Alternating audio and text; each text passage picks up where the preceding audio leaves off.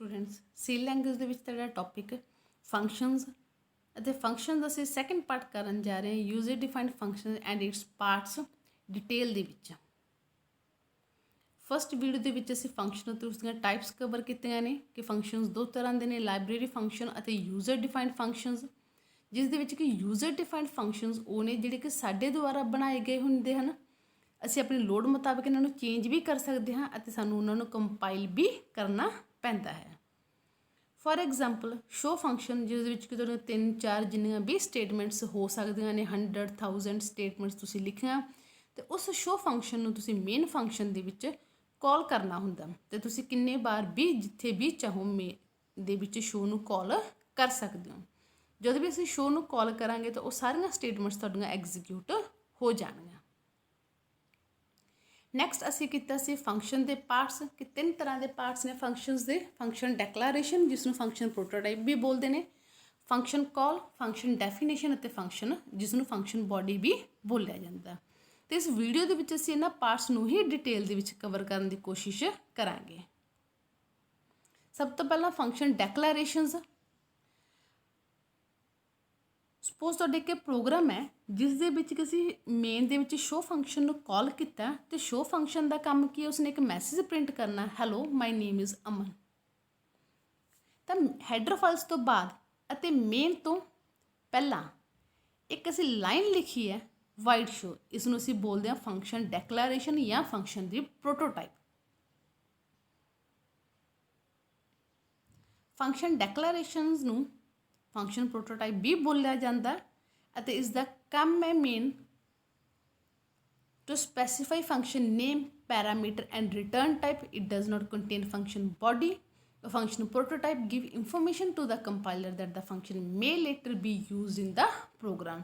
Means function declaration ਉਹ ਹਿੱਸਾ ਹੈ ਪ੍ਰੋਗਰਾਮ ਦਾ, ਤੁਹਾਡੇ ਫੰਕਸ਼ਨ ਦਾ, ਜਿਸ ਤੋਂ ਕਿ ਕੰਪਾਈਲਰ ਨੂੰ ਇਹ ਪਤਾ ਲੱਗਦਾ ਕਿ ਤੁਹਾਡੇ ਪ੍ਰੋਗਰਾਮ ਦੇ ਵਿੱਚ ਕਿੰਨੇ ਫੰਕਸ਼ਨਸ ਨੇ, ਉਹਨਾਂ ਦਾ ਕੀ ਨਾਮ ਹੈ, ਕਿਹੋ ਜਿਹੀ ਵੈਲਿਊ ਉਹ ਰਿਟਰਨ ਕਰ ਰਹੇ ਨੇ ਜਾਂ ਨਹੀਂ ਕਰ ਰਹੇ, ਕਿੰਨੀਆਂ ਵੈਲਿਊਜ਼ ਉਹ ਰਿਸੀਵ ਕਰ ਰਹੇ ਨੇ, ਮਤਲਬ ਪਾਸ ਹੋ ਰਹੀਆਂ, ਕਿਸ ਡਾਟਾ ਟਾਈਪ ਦੀਆਂ ਵੈਲਿਊਜ਼ ਪਾਸ ਹੋ ਰਹੀਆਂ, ਕੀ ਇੰਟੀਜ਼ਰ ਪਾਸ ਹੋ ਰਿਹਾ, ਕੀ ਫਲੋਟ ਪਾਸ ਹੋ ਰਿਹਾ, ਉਹ ਪਤਾ ਲੱਗਦਾ ਤੁਹਾਡੇ ਫੰਕਸ਼ਨ ਦੀ ਡੈਕਲਾਰੇਸ਼ਨ ਤੋਂ। ਤਾਂ ਫੰਕਸ਼ਨ ਨੂੰ ਡਿਕਲੇਅਰ ਕਰਨ ਦਾ ਇੱਕ ਸਿੰਟੈਕਸ ਹੈ, ਇੱਕ ਰੂਲ ਹੈ ਜਿਹਨੂੰ ਤੁਸੀਂ ਫੋਲੋ ਕਰਦੇ ਹੋ। ਸਭ ਤੋਂ ਪਹਿਲਾਂ ਲਿਖਿਆ ਜਾਂਦਾ ਰਿਟਰਨ ਟਾਈਪ। ਮੀਨਸ ਤੁਹਾਡਾ ਫੰਕਸ਼ਨ ਕਿਹੋ ਜਿਹੀ ਵੈਲਿਊ ਰਿਟਰਨ ਕਰ ਰਿਹਾ। ਜੇ ਕੋਈ ਇੰਟੀਜ਼ਰ ਰਿਟਰਨ ਕਰ ਰਿਹਾ ਤੁਸੀਂ ਇੰਟ ਲਿਖੋ, ਜੇ ਫਲੋਟ ਰਿਟਰਨ ਕਰ ਰਿਹਾ ਫਲੋਟ, ਜੇ ਕੁਝ ਵੀ ਨਹੀਂ ਰਿਟਰਨ ਕਰ ਰਿਹਾ ਤੁਸੀਂ ਲਿਖੋਗੇ ਵਾਈਡ। ਦੈਨ ਤੁਹਾਡੇ ਫੰਕਸ਼ਨ ਦਾ ਨਾਮ ਅਤੇ ਗੋਲ ਬ੍ਰੈਕਟ ਦੇ ਵਿੱਚ ਜਿੰਨੀਆਂ ਵੀ ਵੈਲਿਊਜ਼ ਉਹਦੇ ਵਿੱਚ ਪਾਸ ਕੀਤੀਆਂ ਜਾ ਰਹੀਆਂ ਨੇ ਉਹਨਾਂ ਦੀ ਡਾਟਾ ਟਾਈਪ ਅਤੇ ਉਹਨਾਂ ਦਾ ਨਾਮ। ਦੈਨ ਤੁਹਾਡੇ ਪਿੱਛੇ ਆਉਂਦਾ ਸੈਮੀਕੋਲਨ। ਫੋਰ ਐਗਜ਼ਾਮਪਲ ਅਸੀਂ ਕਿ ਲੱਗੇ ਇੰਟ ਐਡ ਨੰਬਰਸ ਗੋਲ ਬ੍ਰੈਕਟ ਦੇ ਵਿੱਚ int A, int B semicolon.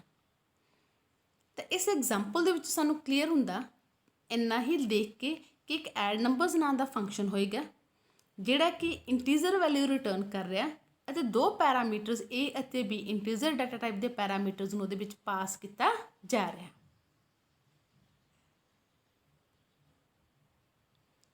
ਇੱਕ ਹੋਰ ਐਗਜ਼ਾਮਪਲ ਦੇਖਦੇ ਹਾਂ ਅਸੀਂ ਇੰਟ ਮੈਕਸ ਗੋਲ ਬ੍ਰੈਕਟ ਵਿੱਚ int num1, int num2 semicolon.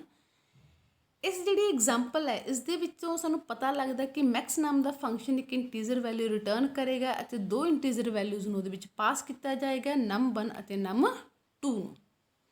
But ਇੱਥੇ ਜਿਹੜੀ ਇੱਕ ਇੰਪੋਰਟੈਂਟ ਨੋਟ ਹੈ ਤੁਹਾਡੇ ਲਈ ਉਹ ਇਹ ਹੈ ਕਿ ਫੰਕਸ਼ਨ ਡੈਕਲਾਰੇਸ਼ਨ ਦੇ ਵਿੱਚ ਜਿਹੜੇ ਡਾਟਾ ਟਾਈਪ ਹੈ ਉਹ ਰਿਕੁਆਇਰਡ ਹੈ। ਤੁਸੀਂ ਫੰਕਸ਼ਨ ਜਿਹੜੇ ਵੈਲਿਊਜ਼ ਨੇ, ਵੇਰੀਏਬਲਸ ਨੇ, ਉਹਨਾਂ ਦੇ ਨੇਮ ਹੈ ਉਹਨਾਂ ਨੂੰ ਛੱਡ ਵੀ ਸਕਦੇ ਹੋ।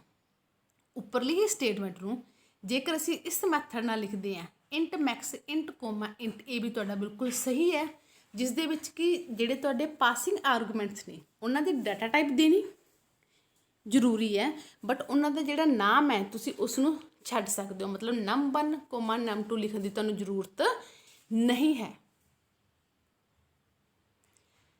ਇਸ ਚੀਜ਼ ਨੂੰ ਅਸੀਂ ਐਗਜ਼ਾਮਪਲ ਦੇ ਵਿੱਚ ਵੀ ਐਕਸਪਲੇਨ ਕੀਤਾ ਪ੍ਰੋਗਰਾਮ ਦੇ ਫਾਰਮ ਦੇ ਵਿੱਚ, ਜਿਹਦੇ ਵਿੱਚ ਤੁਹਾਡੇ ਕੋਲ ਦੋ ਪ੍ਰੋਗਰਾਮਸ ਨੇ। ਦੋਨਾਂ ਪ੍ਰੋਗਰਾਮ ਦੇ ਵਿੱਚ ਸ਼ੋ ਫੰਕਸ਼ਨ ਦੇ ਵਿੱਚ ਇੱਕ ਵੈਲਿਊ ਪਾਸ ਹੋ ਰਹੀ ਹੈ, A ਦੀ ਵੈਲਿਊ 5 ਹੈ ਮੇਨ ਦੇ ਵਿੱਚ, ਅਤੇ ਉਹੀ ਜਦੋਂ ਤੁਸੀਂ ਫੰਕਸ਼ਨ ਸ਼ੋ ਨੂੰ ਕਾਲ ਕਰ ਰਹੇ ਹੋ ਉਦੋਂ ਪਾਸ ਕਰ ਰਹੇ ਹੋ। ਕਲੀਅਰ ਹੈ। ਬਟ ਫਸਟ ਐਗਜ਼ਾਮਪਲ ਦੇ ਵਿੱਚ ਜੇਕਰ ਅਸੀਂ ਦੇਖੀਏ ਤਾਂ ਜਿੱਥੇ ਵਾਈਡ ਸ਼ੋ ਫੰਕਸ਼ਨ ਨੂੰ ਅਸੀਂ ਕਾਲ ਕੀਤਾ ਉੱਥੇ ਵੈਲਿਊ ਰਿਸੀਵ ਕਰ ਰਿਹਾ ਉਹ ਇੰਟ A। ਤਾਂ ਉੱਪਰ ਜਿਹੜੀ ਤੁਹਾਡੀ ਫੰਕਸ਼ਨ ਡੈਕਲੇਰੇਸ਼ਨ ਹੈ, याद रखियो फंक्शन डैक्लरेशन फंक्शन बॉडी मतलब जिथे फंक्शन बनया उसकी पहली लाइन ही होंगी है सेम, जस्ट पिछे सैमीकोलन आता, बट फंक्शन बॉडी के पिछे सैमीकोलन नहीं आता। ऐसे ही चीज़ नूं असी सैकेंड एग्जाम्पल के विच असी किहा सी कि नाम असी छड़ सकते हैं, तो इसलिए उपर असी इंट ए की जगह कल्ला इंट बी लिख रहे हैं, तो वह भी तुहाडा बिल्कुल सही है, डैक्लरेशन है। नैक्सट फंक्शन डैक्लरेशनस दे विच जेकर तुसी कोई वैल्यू रिटर्न नहीं कर रहे तुसी वॉइड लिखोगे, जेकर तुसी कोई वैल्यू पास भी नहीं कर रहे तो तुसी उत्थे खाली ब्रैकेट मतलब एम्प्टी ब्रेसिस यूज़ करोगे।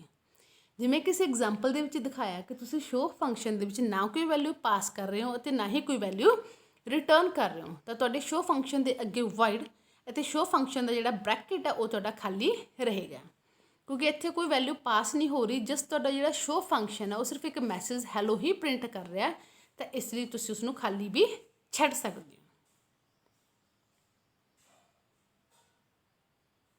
Next important, if you are defining function before main then there is no need to write function prototype और डैक्लरेशन।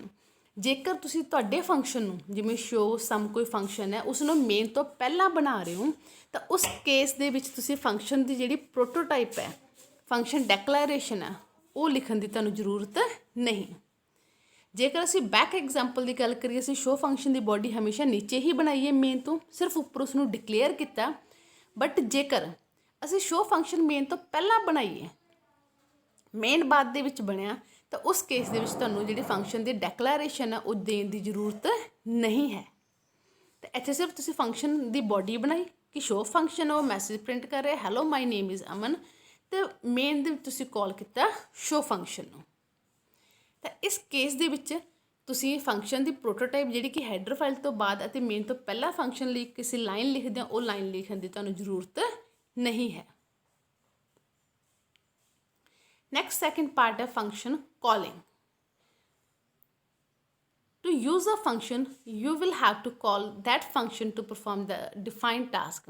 किसी भी यूजर डिफाइंड फंक्शन ਨੂੰ यूज़ ਕਰਨ ਦੇ ਲਈ मीनस ਐਗਜ਼ੀਕਿਊਟ ਕਰਨ ਲਈ ਜ਼ਰੂਰੀ ਹੈ ਕਿ ਤੁਸੀਂ ਉਸ ਨੂੰ ਕਾਲ ਕਰੋ, ਕਿਉਂਕਿ ਤੁਹਾਨੂੰ ਸਭ ਨੂੰ ਪਤਾ ਕਿ ਜਿਹੜਾ ਸੀ ਦਾ ਕੰਪਾਈਲਰ ਹੈ ਉਹ ਤੁਹਾਡਾ ਕਿੱਡਾ ਵੀ ਵੱਡਾ ਪ੍ਰੋਗਰਾਮ ਹੈ, ਕਿੰਨੇ ਵੀ ਫੰਕਸ਼ਨਸ ਪਹਿਲਾਂ ਬਣੇ ਹੋਣ, ਬਟ ਉਸਨੇ ਸਟਾਰਟਿੰਗ ਹਮੇਸ਼ਾ ਕਿੱਥੋਂ ਕਰਨੀ ਹੈ ਮੇਨ ਤੋਂ, ਤਾਂ ਤੁਹਾਨੂੰ ਲੋੜ ਪਊਗੀ ਕਿ ਤੁਸੀਂ ਉਹ ਫੰਕਸ਼ਨਸ ਨੂੰ ਮੇਨ ਦੇ ਵਿੱਚ ਕਾਲ ਕਰੋ, ਉਸ ਨੂੰ ਅਸੀਂ ਕਾਲਿੰਗ ਫੰਕਸ਼ਨ ਬੋਲਦੇ ਹਾਂ। When a program calls a function, the program control is transferred to that of function. ਜਦੋਂ ਤੁਸੀਂ ਕਿਸੇ ਫੰਕਸ਼ਨ ਨੂੰ ਕਾਲ ਕਰਦੇ ਹੋ ਤਾਂ ਜਿਹੜਾ ਤੁਹਾਡਾ ਕੰਟਰੋਲ ਉਹ ਉਸ ਫੰਕਸ਼ਨ 'ਤੇ ਚਲਾ ਜਾਂਦਾ, ਤੁਹਾਡਾ ਫੰਕਸ਼ਨ ਜਿਹੜਾ ਉਹ ਡਿਫਾਈਨਡ ਟਾਸਕ ਨੂੰ ਪੂਰਾ ਕਰਦਾ। ਜਦੋਂ ਤੁਹਾਡੀ ਰਿਟਰਨ ਸਟੇਟਮੈਂਟ ਆ ਜੇ ਜਾਂ ਜਿਹੜੀ ਤੁਹਾਡੀ ਐਂਡਿੰਗ ਕਰਲੀ ਬ੍ਰੇਸ ਹੈ ਉਹ ਆ ਜੇ, ਮਤਲਬ ਤੁਹਾਡੇ ਫੰਕਸ਼ਨ ਦਾ ਐਂਡ ਆ ਗਿਆ, ਤਾਂ ਉਹ ਵਾਪਸ ਕਿੱਥੇ ਚਲਾ ਜਾਊਗਾ ਤੁਹਾਡੇ ਮੇਨ ਪ੍ਰੋਗਰਾਮ 'ਤੇ। ਇਸ ਨੂੰ ਅਸੀਂ ਐਗਜ਼ਾਮਪਲ ਦੇ ਨਾਲ ਦੇਖਦੇ ਹਾਂ ਕਿ ਮੇਨ ਫੰਕਸ਼ਨ ਵਿੱਚ ਅਸੀਂ ਕਾਲ ਕੀਤਾ ਸ਼ੋ ਫੰਕਸ਼ਨ ਨੂੰ ਅਤੇ ਨੀਚੇ ਤੁਹਾਡਾ ਇੱਕ ਸ਼ੋ ਫੰਕਸ਼ਨ ਬਣਿਆ ਹੋਇਆ, ਤਾਂ ਸਾਡਾ ਸੀ ਦਾ ਕੰਪਾਈਲਰ ਹਮੇਸ਼ਾ ਕਿੱਥੋਂ ਸ਼ੁਰੂ ਕਰਦਾ ਹੈਗਾ ਮੇਨ ਤੋਂ। ਮੇਨ ਸ਼ੋ ਨੂੰ ਕਾਲ ਕਰ ਰਹੇ ਉਸ ਨੂੰ ਅਸੀਂ ਕਾਲਿੰਗ ਫੰਕਸ਼ਨ ਬੋਲਦੇ ਹਾਂ, ਕਿਉਂਕਿ ਮੇਨ ਦੇ ਵਿੱਚ ਸ਼ੋ ਨੂੰ ਕਾਲ ਕੀਤੀ ਹੈ ਅਤੇ ਸ਼ੋ ਨੂੰ ਕਾਲ ਕੀਤਾ ਜਾ ਰਿਹਾ, ਦੈਟ ਮੀਨਸ ਸ਼ੋ ਸਾਡਾ ਤੁਹਾਡਾ ਕਾਲਡ ਫੰਕਸ਼ਨ ਅਖਵਾਉਂਦਾ। ਹੁਣ ਸੀ ਦਾ ਕੰਪਾਈਲਰ ਸਭ ਤੋਂ ਪਹਿਲਾਂ ਗਿਆ ਤੁਹਾਡੇ ਮੇਨ ਫੰਕਸ਼ਨ 'ਤੇ, ਜਿੱਥੇ ਕਿ ਕਾਲ ਕੀਤਾ ਸ਼ੋ ਫੰਕਸ਼ਨ ਨੂੰ, ਜਿੱਥੇ ਹੀ ਕਾਲ ਆ ਗਈ ਤਾਂ ਡਾਇਰੈਕਟ ਜਿਹੜਾ ਤੁਹਾਡਾ ਕੰਟਰੋਲ ਉਹ ਚਲਾ ਜਾਏਗਾ ਸ਼ੋ ਫੰਕਸ਼ਨ ਕੋਲ। ਸ਼ੋ ਫੰਕਸ਼ਨ ਉਸਨੇ ਕੰਪਲੀਟ ਕੀਤਾ ਤੇ ਉਹ ਵਾਪਸ ਚਲਾ ਗਿਆ ਫਿਰ ਮੇਨ ਕੋਲ। ਮੇਨ ਕੋਲ ਅੱਗੇ ਹੋਰ ਕੋਈ ਸਟੇਟਮੈਂਟ ਨਹੀਂ, ਤੇ ਦੈਟ ਮੀਨਸ ਤੁਹਾਡਾ ਜਿਹੜਾ ਪ੍ਰੋਗਰਾਮ ਉਹ ਖਤਮ ਹੋ ਗਿਆ। ਜੇਕਰ ਇੱਥੇ ਮੇਨ ਕੋਲ ਕੋਈ ਹੋਰ ਸਟੇਟਮੈਂਟ ਹੁੰਦੀ ਤਾਂ ਉਹ ਉਸ ਤੋਂ ਬਾਅਦ ਉਸ ਸਟੇਟਮੈਂਟ ਨੂੰ ਐਗਜ਼ੀਕਿਊਟ ਕਰਵਾਉਂਦਾ। Next, to call a function, you simply need to pass the required parameter along with the function name, and if the function return a value, then you can store the returned value. Function ਨੂੰ call ਕਰਨ ਲਈ ਜਿਹੜਾ syntax ਤੁਸੀਂ follow ਕਰੋਗੇ ਉਹ syntax ਹੈ, ਪਹਿਲਾਂ ਤੁਹਾਡੇ ਫੰਕਸ਼ਨ ਦਾ ਨਾਮ, ਦੈਨ ਗੋਲ ਬ੍ਰੈਕਟ ਦੇ ਵਿੱਚ ਜਿੰਨੇ ਵੀ ਤੁਸੀਂ ਆਰਗੂਮੈਂਟ ਪਾਸ ਕਰਨਾ ਚਾਹੁੰਦੇ ਹੋ ਉਹਨਾਂ ਦੇ ਸਿਰਫ ਨਾਮ, ਡਾਟਾ ਟਾਈਪ ਨਹੀਂ, ਸਿਰਫ ਨਾਮ ਕੋਮਾ ਪਾ ਕੇ ਤੁਸੀਂ ਲਿਖ ਸਕਦੇ ਹੋ। 1 2 3 ਜਿੰਨੇ ਵੀ ਤੁਹਾਡੇ ਆਰਗੂਮੈਂਟਸ ਨੇ। ਜੇਕਰ ਤੁਸੀਂ ਕੋਈ ਆਰਗੂਮੈਂਟ ਪਾਸ ਨਹੀਂ ਕਰ ਰਹੇ ਦੈਨ ਤੁਸੀਂ ਉਸ ਬ੍ਰੈਕਟ ਨੂੰ ਖਾਲੀ ਛੱਡ ਸਕਦੇ ਹੋ ਤੇ ਲਾਸਟ ਤੇ ਤੁਹਾਡੇ ਸੈਮੀਕੋਲਨ। ਐਗਜ਼ਾਮਪਲ, ਸ਼ੋ ਗੋਲ ਬ੍ਰੈਕਟ ਸੈਮੀਕੋਲਨ, ਦੈਟ ਮੀਨਸ ਤੁਸੀਂ ਸ਼ੋ ਫੰਕਸ਼ਨ ਨੂੰ ਕਾਲ ਕੀਤੀ ਹੈ ਬਟ ਉਸ ਦੇ ਵਿੱਚ ਕੋਈ ਵੈਲਿਊ ਪਾਸ ਨਹੀਂ ਕੀਤੀ। ਹੁਣ ਵੇਜ਼ ਟੂ ਕਾਲ ਫੰਕਸ਼ਨ, ਕਿਹੜੇ ਕਿਹੜੇ ਤਰੀਕੇ ਨੇ ਜਿਸ ਨਾਲ ਅਸੀਂ ਫੰਕਸ਼ਨ ਨੂੰ ਕਾਲ ਕਰ ਸਕਦੇ ਹਾਂ। ਫਸਟ ਮੈਥਡ ਹੈ ਜਿਹਦੇ ਵਿੱਚ ਅਸੀਂ ਸਿਰਫ ਫੰਕਸ਼ਨ ਦਾ ਨਾਮ ਖਾਲੀ ਗੋਲ ਬ੍ਰੈਕਟ ਸੈਮੀਕੋਲਨ ਮੀਨਸ ਕਿ ਨਾ ਤੁਹਾਡਾ ਵੈਲਿਊ ਫੰਕਸ਼ਨ ਕੋਈ ਵੈਲਿਊ ਰਿਟਰਨ ਕਰ ਰਿਹਾ ਅਤੇ ਨਾ ਹੀ ਉਸ ਨੂੰ ਕੋਈ ਵੈਲਿਊ ਪਾਸ ਕੀਤੀ ਜਾ ਰਹੀ ਹੈ। Example show.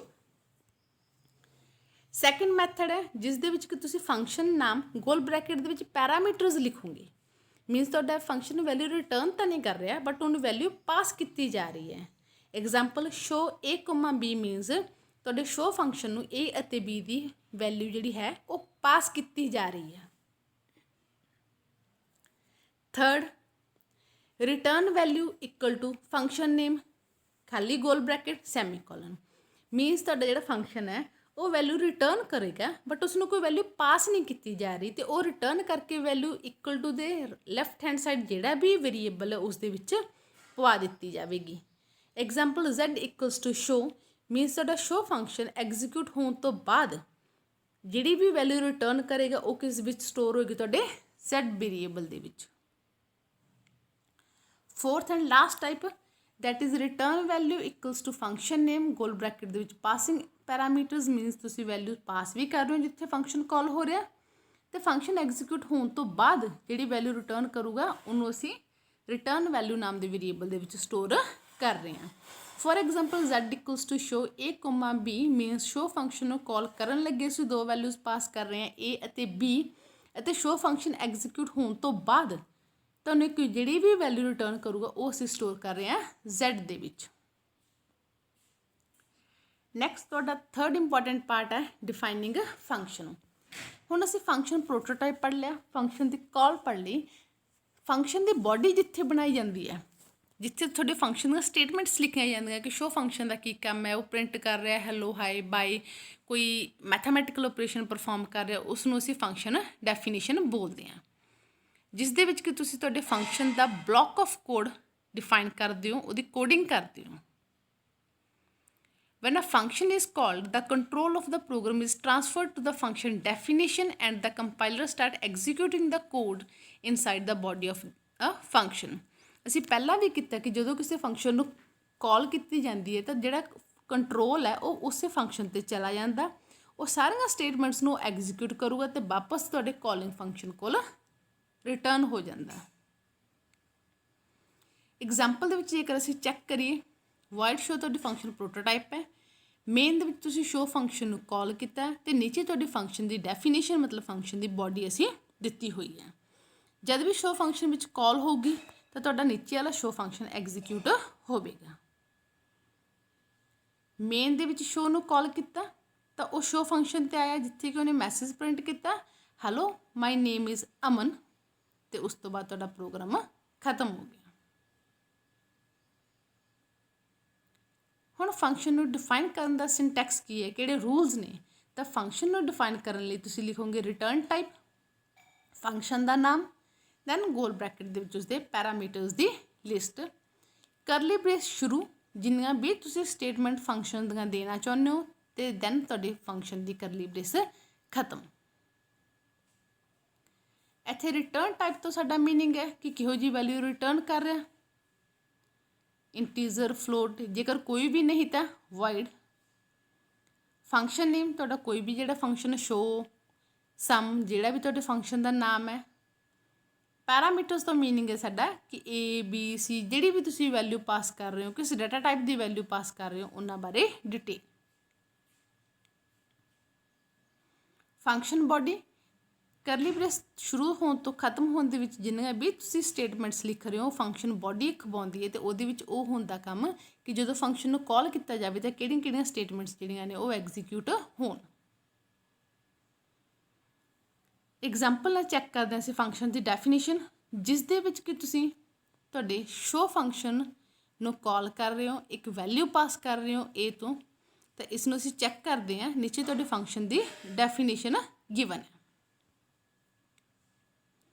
ਇਸ ਐਗਜ਼ਾਮਪਲ ਦੇ ਵਿੱਚ A ਦੀ ਵੈਲਿਊ ਪਾਸ ਕੀਤੀ ਹੈ ਸ਼ੋ ਫੰਕਸ਼ਨ ਨੂੰ, ਅਤੇ ਸ਼ੋ ਫੰਕਸ਼ਨ ਉਹਦੀ ਵੈਲਿਊ ਪ੍ਰਿੰਟ ਕਰ ਰਿਹਾ।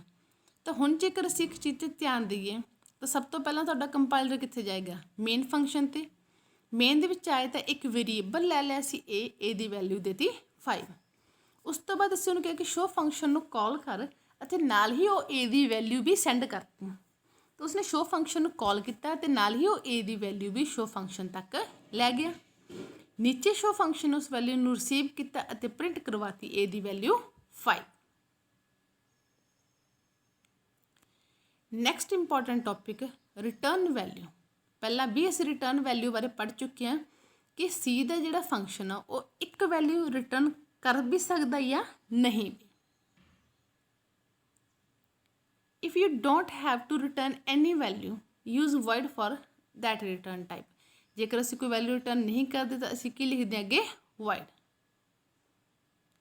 ਇੱਕ ਐਗਜ਼ਾਮਪਲ ਕਰਨ ਜਾ ਰਹੇ ਹਾਂ ਅਸੀਂ ਜਿਹਦੇ ਵਿੱਚ ਅਸੀਂ ਕੋਈ ਵੀ ਵੈਲਿਊ ਰਿਟਰਨ ਨਹੀਂ ਕਰ ਰਹੇ ਤਾਂ ਅਸੀਂ ਲਿਖਿਆ void hello print of hello c। ਤੁਹਾਡੇ ਇੱਕ ਫੰਕਸ਼ਨ ਹੈ hello ਜਿਹੜਾ ਕਿ hello c ਮੈਸੇਜ ਪ੍ਰਿੰਟ ਕਰ ਰਿਹਾ, ਤਾਂ ਉਸਦੇ ਅੱਗੇ void ਲਿਖਿਆ, ਦੈਟ ਮੀਨਸ ਉਹ ਕੋਈ ਵੀ ਵੈਲਿਊ ਰਿਟਰਨ ਨਹੀਂ ਕਰ ਰਿਹਾ। ਜੇਕਰ ਅਸੀਂ ਕੋਈ ਵੈਲਿਊ ਰਿਟਰਨ ਕਰਨਾ ਚਾਹੁੰਦੇ ਹਾਂ ਇੰਟ, ਫਲੋਟ, ਕੈਰ, ਤਾਂ ਤੁਸੀਂ ਉਹੋ ਜਿਹੀ ਡਾਟਾ ਟਾਈਪ ਹੀ ਉਸ ਦੀ ਅੱਗੇ ਲਿਖੋਗੇ। ਐਗਜ਼ਾਮਪਲ ਫਲੋਟ ਗੈਟ, ਉਸ ਦੀ ਬੋਡੀ ਵਿੱਚ ਰਿਟਰਨ 10.2। ਤਾਂ ਇੱਥੇ ਤੁਸੀਂ 10.2 ਰਿਟਰਨ ਕਰ ਰਹੇ ਹੋ ਜਿਹੜੀ ਕਿ ਖੁਦ ਇੱਕ ਪੁਆਇੰਟਾਂ ਵਾਲੀ ਵੈਲਿਊ ਹੈ, ਦੈਟ ਮੀਨਸ ਫਲੋਟ ਵੈਲਿਊ ਆ। ਇਸ ਲਈ ਅਸੀਂ ਜਿਹੜੀ ਉਹਦੀ ਰਿਟਰਨ ਟਾਈਪ ਹੈ ਉਸ ਦੇ ਅੱਗੇ ਲਿਖਾਂਗੇ ਫਲੋਟ। ਤਾਂ ਆਈ ਹੋਪ ਤੁਹਾਨੂੰ ਜਿਹੜੇ ਇਹ ਟੌਪਿਕਸ ਨੇ ਕਲੀਅਰ ਹੋ ਗਏ ਹੋਣਗੇ। Next example int get return 10। ਜੇ ਅਸੀਂ 10 ਰਿਟਰਨ ਕਰ ਰਹੇ ਹਾਂ ਦੈਟ ਮੀਨਸ 10 ਕੀ ਤੁਹਾਡਾ ਇੰਟੀਜ਼ਰ ਵੈਲਿਊ, ਤਾਂ ਅਸੀਂ ਅੱਗੇ ਕੀ ਲਿਖਾਂਗੇ, ਇੰਟ। ਤਾਂ ਹੁਣ ਅਸੀਂ ਇਹਨਾਂ ਕੇਸ ਦੇ ਵਿੱਚ ਇਹ ਸਮਝਦੇ ਹਾਂ ਕਿ ਜਿਹੋ ਜਿਹੀ ਵੈਲਿਊ ਤੁਸੀਂ ਰਿਟਰਨ ਕਰਨੀ ਹੈ ਉਹੀ ਤੁਸੀਂ ਫੰਕਸ਼ਨ ਦੇ ਨੇਮ ਦੇ ਅੱਗੇ ਟਾਈਪ ਲਿਖੋਗੇ।